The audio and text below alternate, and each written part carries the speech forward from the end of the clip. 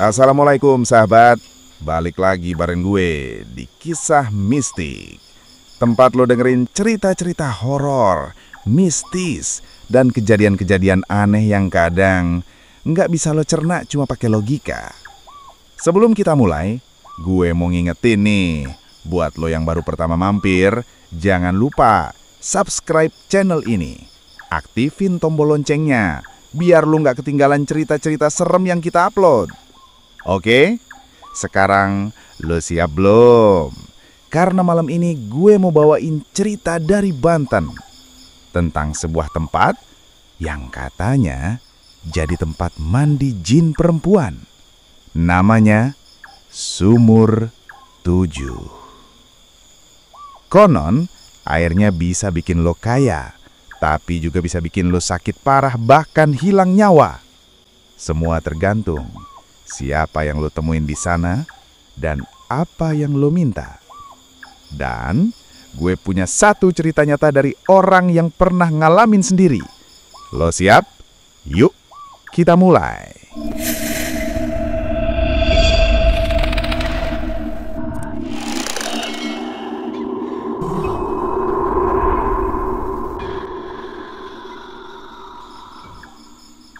Jadi, Sumur 7 ini ada di pedalaman Banten, di daerah yang kalau malam tuh sepi banget.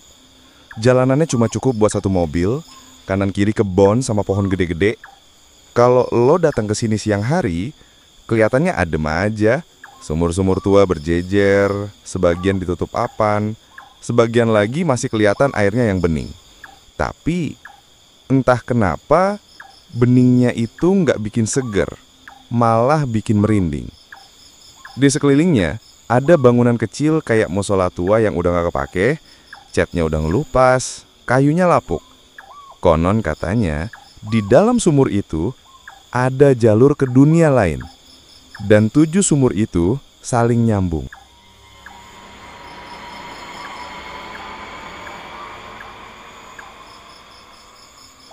Dari cerita warga, dulu banget sumur ini dibangun buat tempat mandi para putri kerajaan Banten di zaman dulu.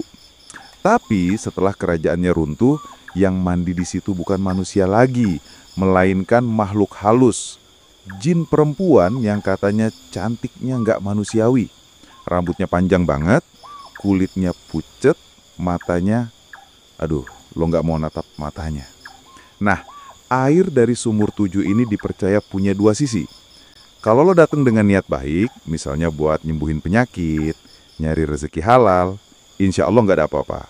Tapi, kalau lo datang buat pesugihan, penglaris, atau malah nyakitin orang, biasanya lo bakal dapat mahar dari penghuni sumur itu. Mahar yang mahal, bukan duit, tapi jiwa lo. Jadi gini, gue mau cerita tentang satu orang, sebut aja namanya Jaka. Dia pedagang, jualan warung makan di daerah Tangerang. Awalnya usaha dia biasa-biasa aja, tapi makin lama makin sepi. Jaka mulai stres, utang numpuk. Sampai suatu malam ada temennya datang ngasih saran. Lo ke Sumur 7 deh, ambil airnya. Tapi jangan sembarang ambil, ada caranya. Jaka awalnya gak percaya, tapi karena kepepet, akhirnya dia mau juga. Malam Jumat, dia berangkat sendiri ke Banten. Nyampe sana udah jam setengah 12 malam. Sepi. Cuma ada suara jangkrik sama angin. Dia bawa botol kaca kayak yang disaranin temennya. Pas nyampe sumur pertama, dia merasa kayak ada yang ngeliatin dari kegelapan. Dia nyalain senter. Dan bener aja, di seberang sumur ada perempuan, bajunya putih, rambutnya basah, nunduk. Dia gak gerak, cuma diem. Jaka gemeter, tapi ingat utangnya. Dia mutusin buat pura-pura gak lihat. Langsung ngegayung air. Tapi pas gayungnya nyentuh air, ada tangan pucat keluar dari air, megang gayungnya. Dingin banget. Jaka kaget, hampir jatuh. Terus, suara perempuan itu mulai kedengeran. Pelan, tapi jelas di kuping. Kalau mau rejuki, ada syaratnya. Jaka bengong, gak bisa ngomong. Perempuan itu terus bilang, 3 hari sekali kasih aku darah ayam hitam. Dan kalau waktunya tiba, kamu ikut aku. Jaka ngangguk aja, kayak nggak sadar. Dia ambil air itu, pulang.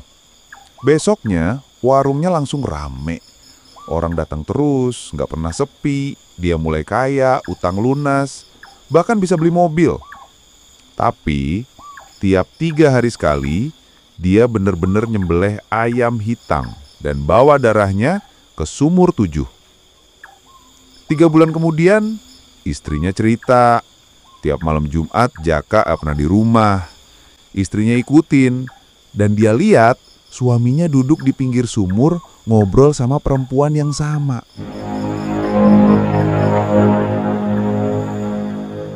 Sampai suatu malam Jumat Kliwon, Jaka gak pulang sama sekali. Dicari kemana-mana gak ada. Mobilnya ketemu di dekat sumur, tapi dia gak pernah ketemu lagi. Warga bilang dia udah diambil sama penghuni sumur itu.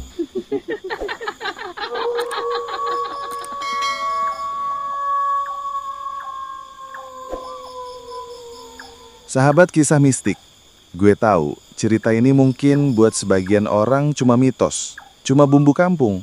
Tapi yang namanya pesugihan, jin, itu benar ada. Dalam Islam juga udah jelas dilarang keras nyari rejeki lewat cara-cara syirik. Karena ujungnya pasti nggak ada yang gratis. Semua ada bayarannya. Dan bayarannya, jauh lebih mahal dari yang lo bayangin. Jadi, kalau lo main ke Banten, terus ada yang nawarin mampir ke sumur 7, ingat cerita ini. Kadang yang kelihatan indah, belum tentu dari Allah. Wassalamualaikum warahmatullahi wabarakatuh.